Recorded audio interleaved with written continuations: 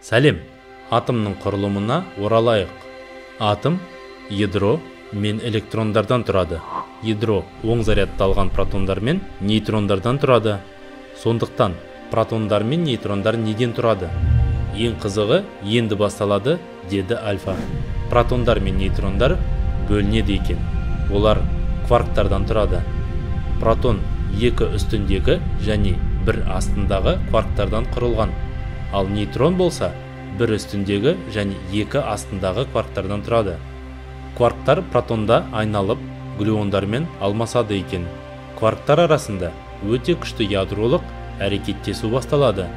Протондарды бөлшектерге бөлу және кварктарды бір-бірімен ажырату үшін 15 тонна қажет.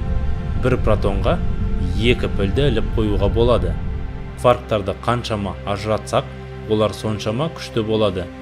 Кварктардың арасында ішек пайда болады.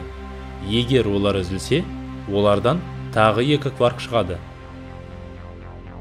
Сонымен, кварктар бостықтан құрылады. Кеңдік бос емес, вакуум виртуалды бөлшектерге толады. Олар үлкен жылдамдықпен пайда болады және жойылады. Бұл кварк және глюон өрістерінің флуктуациясы деп аталады. Жалпы айтқанда, бұл әлемде бос жер және вакуум жоқ. Альфа бұл мәлімет өте маңызды дейді.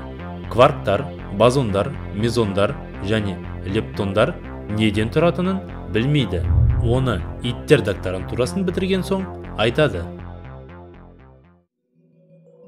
Неге біз молекула мен атомдарды көрмейміз? Қолыма қанша қарасам да, әдемі таза теріден басқа еш нәрсе байқамадым. Барлық мәселе жарықта екен. Жарық ол кішкентай, әртүрлі ұзындықтағы толқындар, деді Альфа.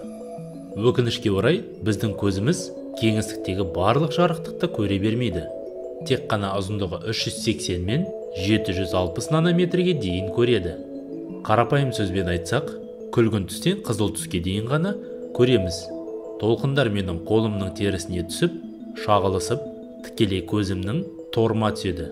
Біз әлемді осылай көреміз.